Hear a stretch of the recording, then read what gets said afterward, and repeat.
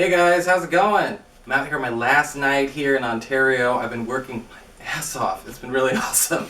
It's been kicking butt the whole way through. Tons of tarot readings, tons of classes. Just got off doing my Tarot 2, my Astrology 2 class. And guess who I bumped into? And if those of you don't know who this person is, you really gotta check your YouTube priorities. This is Gavin Kilgore, aka Zach Kilgore of SecretsofLongevity.com. Major YouTube awesome guy that I've actually been following for quite some time. Actually, I've been following him since before I started Scarlet Moon, so you should really check him out. Do all kinds of talks about health, wellness, mental health, but a lot of other things too. So we're going to get into talking about that. I'd really like to introduce you because I have a lot of people who follow my channel that I think would really actually get a kick out of just some of the things that you do. I'm sure we already share a few followers, but I would really like to see a lot of you people getting in on this, all right? So, when did you start actually working? I actually launched my channel in 2009. Okay. I actually started doing stuff online around 2007, but that was writing articles and just beginning to make a presence. But yeah, the YouTube stuff started about 5 years ago this past summer, so I've been going at that and doing that as my full-time gig for some time now, and it's very enjoyable. It's a great community that's building up on YouTube, and yeah, I've known you for quite some time, and I remember you first commenting, and then us eventually connecting. What was other social? Well, I don't remember the specific thing, but I remember us beginning to talk. Oh, I think I remember, but I don't want to talk about that here. I know exactly what that was. It's not what you think. It was more of one of your social discussions, and that's one of the things I find really compelling is that. Oh, okay. Was it kind of heated between us? No, it was no. I was sympathizing with you. Oh, okay, you put up a heated video. Okay. You put up a heated video, and I was like, yes, finally.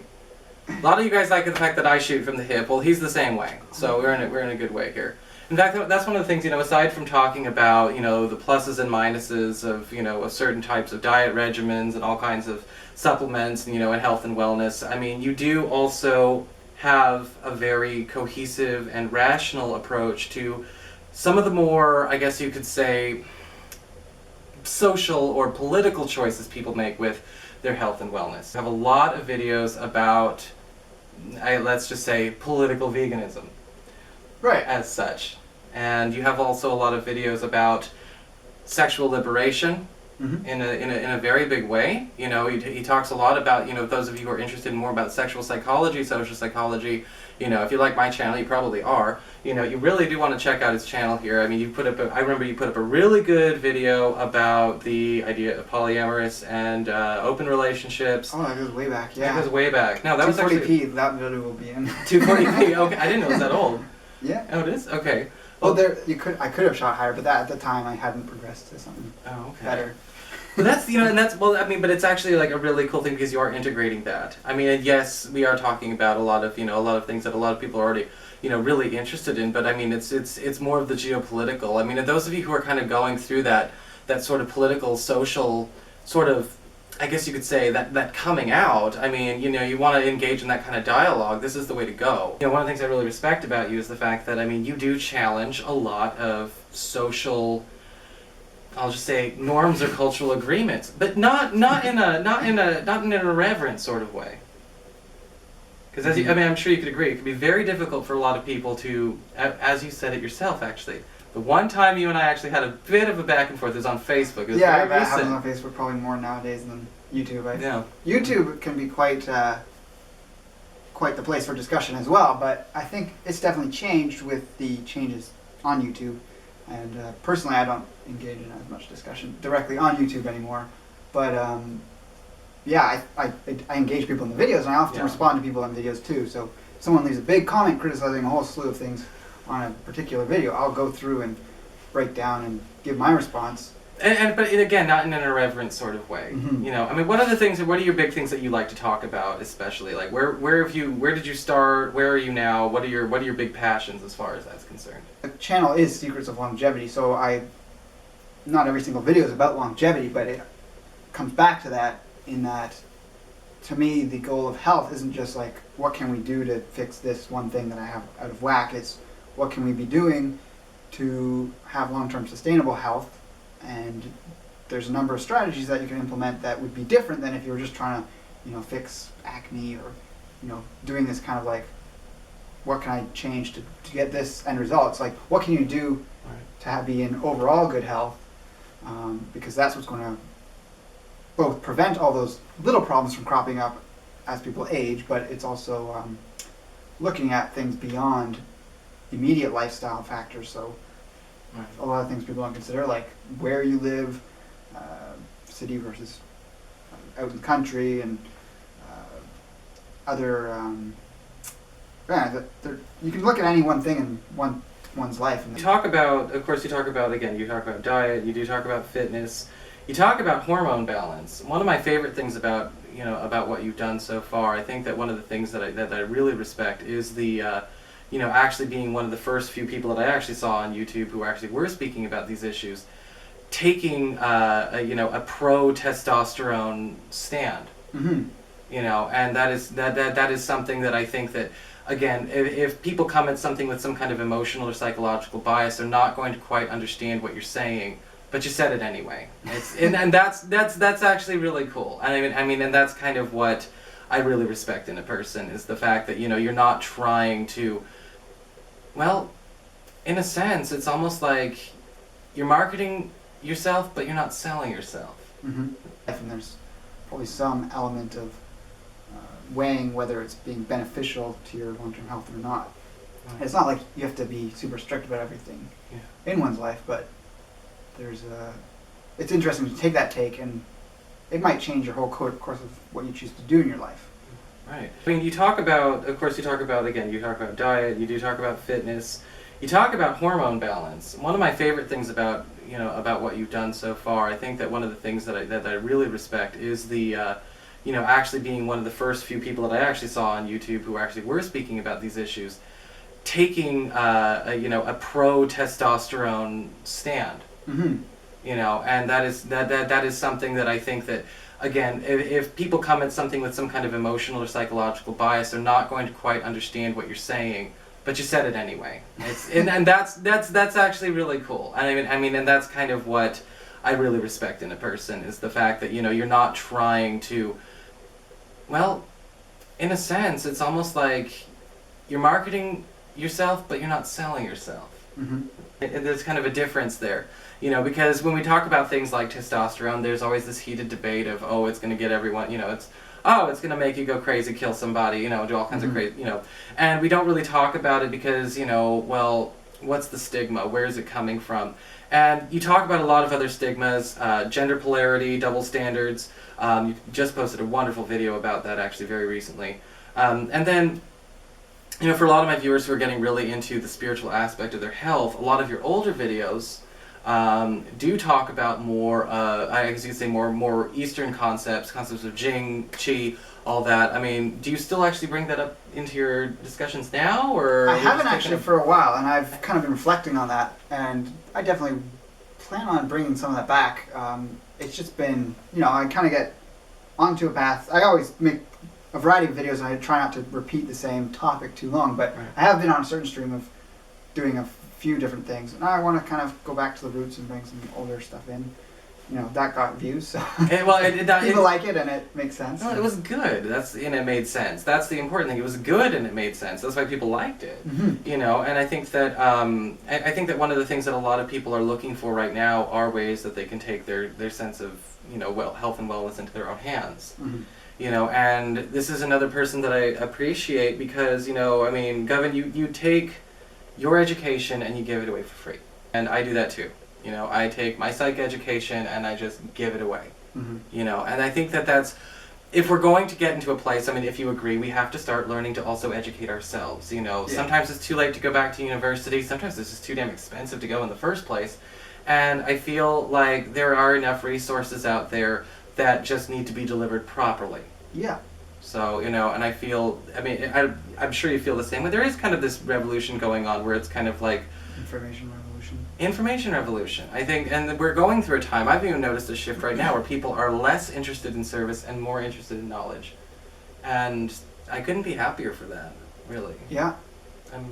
I mean, what do you offer as a service? I mean, you did mention you have consultations. Yeah, I do consultations. It's not a big push of mine. I do focus on just on the information because the wonderful podium of YouTube allows that to be in and of itself.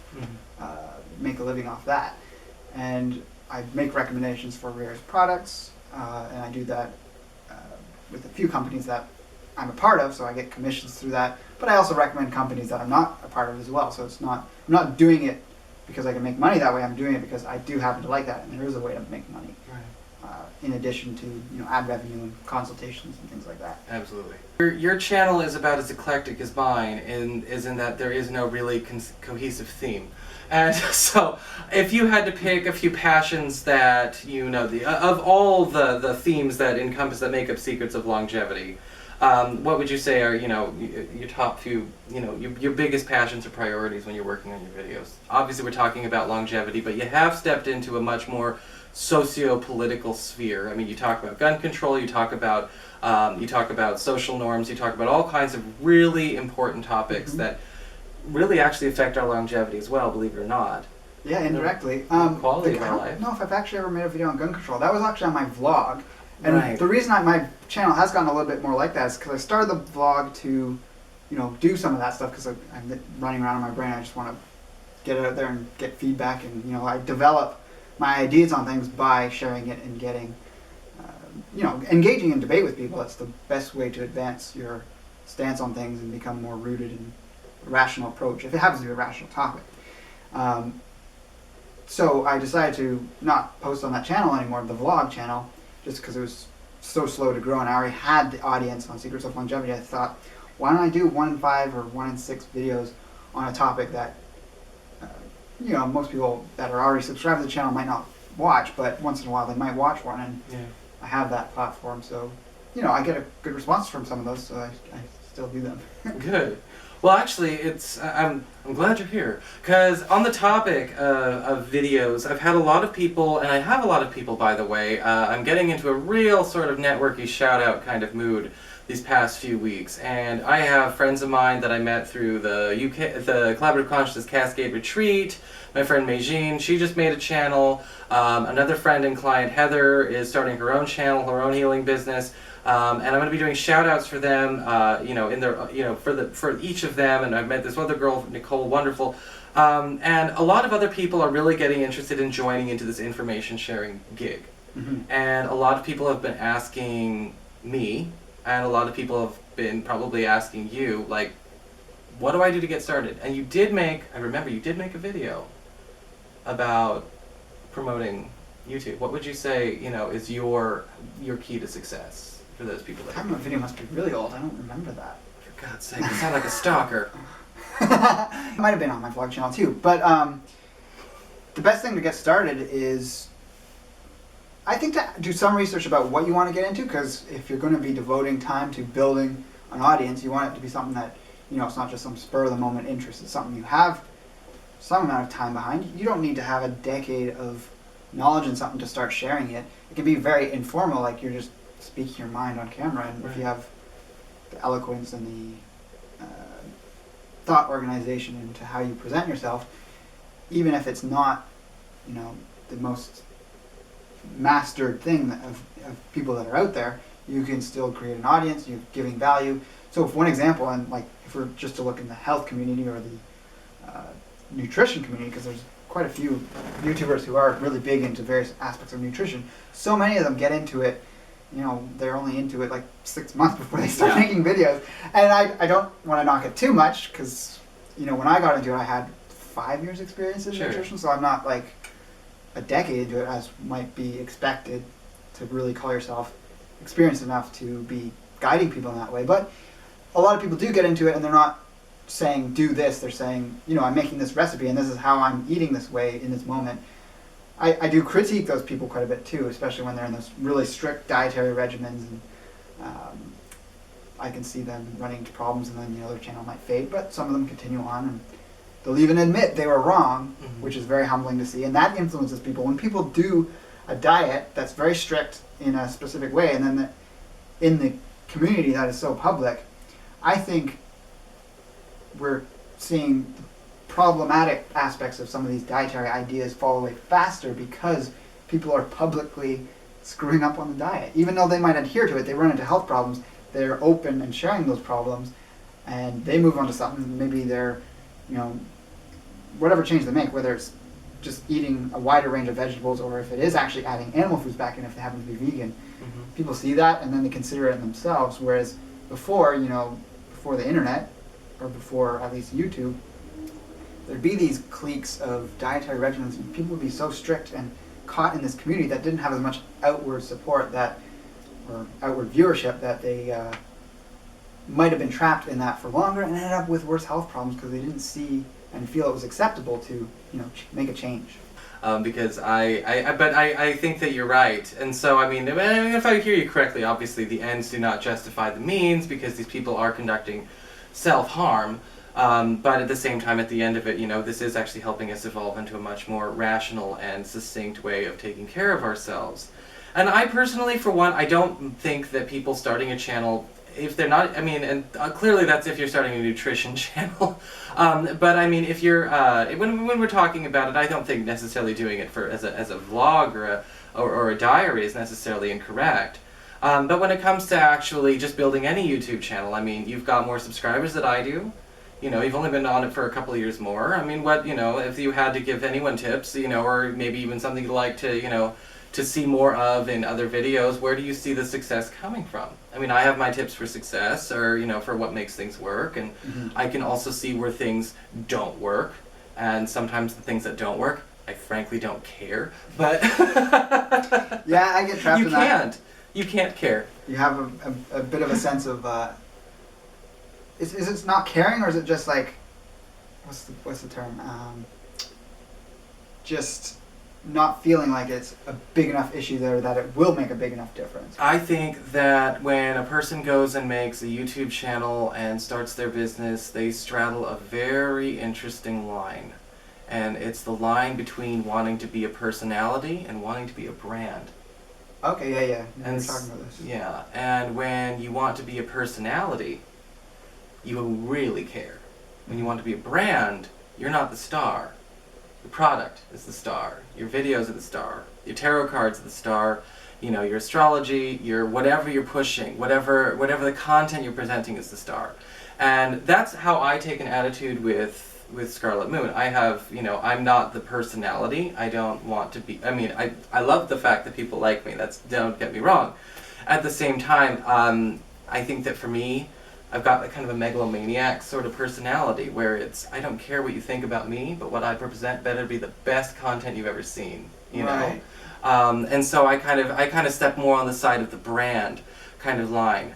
So that's when I say, when I see things that don't necessarily work, it tells me more about the brand or the demographic that I have. What do I do to get a demographic that would actually like that part of it or not like that part of it? I've had my own lulls and my peaks and valleys, and things have been great. Honestly, I don't think I've had a valley in a very long time. I think my last valley, I can look back and identify, and I see what it was, but I also saw it was a big demographic shift at the same time. So it wasn't something that I necessarily was too concerned about. Yeah. Does that make sense? Yeah, that's something that people should take away from it, is if you do want to start in something YouTube based, whether it's the main part of the business like ad revenue, or if that's just a way to promote something else that you have going on online or even offline, like small business YouTube can help that. That is a huge thing, is paying attention to your peaks and valleys and what it is you're trying to create, whether it's a brand or a personality. I think there's value also in getting feedback from people.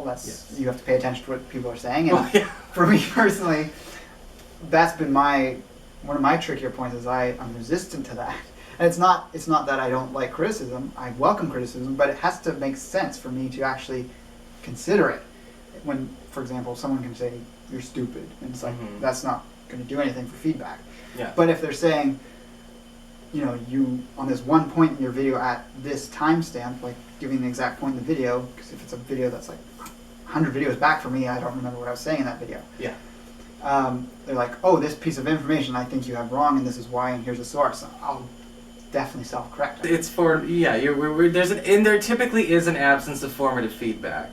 I think that, and if you are making a YouTube video, don't respond to anything that is not formative feedback. You can't take it personally. Mm-hmm. If somebody tells you, oh, look at you, you stupid piece of shit, that's great feedback, isn't it? I mean, yeah, there's nothing I can do. Or if somebody posts on my page, oh, this was a bad reading. Sometimes I will go and ask them, now, is it bad quality, or is it just bad because it's got a bad, the message was bad, 40 question marks, and I'll just send it. When I was in the beginning, I was really bad. I was like harsh with people? I was not harsh with people, but I wouldn't say anything. Oh, I see. So I wouldn't interact at all. My second tip would be to really choose what medium works best for you and build from there. So, if you have the combination of, it's not just about looking good, but being comfortable and conveying on video the right thing, because, there are people that could look good on video, but they've chosen to go the podcast route because they're more comfortable orating without being conscious of their looks in the process of doing that. And so they can have podcasts that might go in the range of an hour, whereas if they try to do hour-long videos, they wouldn't have much of an audience. Well, sometimes it's not necessarily about the looks so much as it's having something look at you. I mean, this camera is an eyeball with a battery. So, I mean, I can totally see the appeal of doing a podcast or a blog just because I didn't want to be looked at the whole time.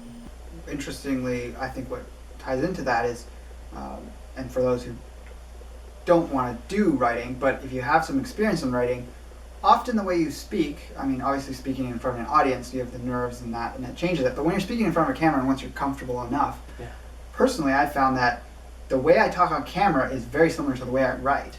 So as I've honed myself in writing, and I don't write articles that often, but I'm writing on YouTube comments or Facebook, I've gotten better at structuring sentences and things like that, and it's actually turned into better speaking because I start thinking in that way of, not tons of commas in this ongoing sentence that turns on to 2 or 3 subjects in tangents.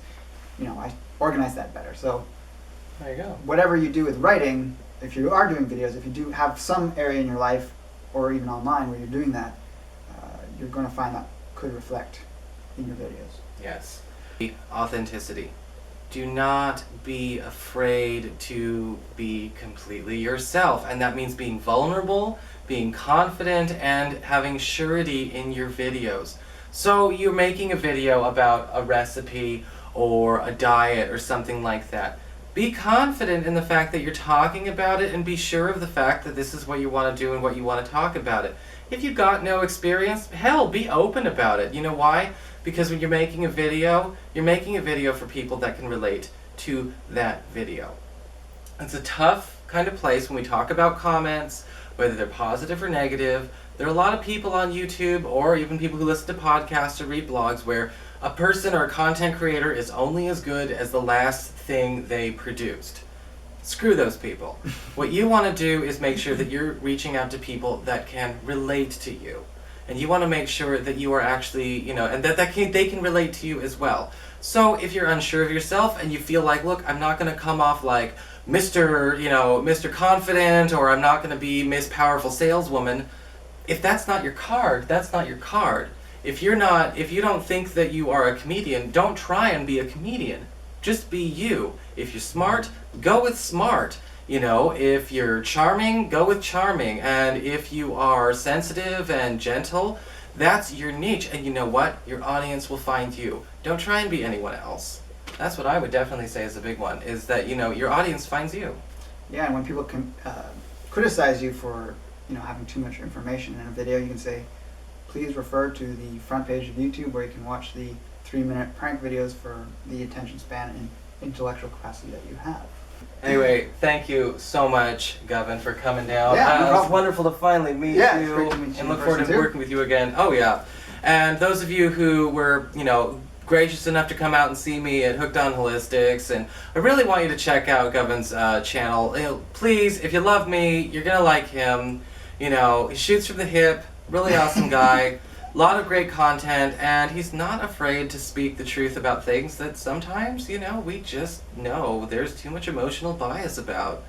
And that's actually my favorite thing about him. So check it out, Secrets of Longevity, secretsoflongevity.com, like him on Facebook. I don't know if you have a Twitter or not. At Longevity Tips. Secrets of Longevity. He's a cool guy.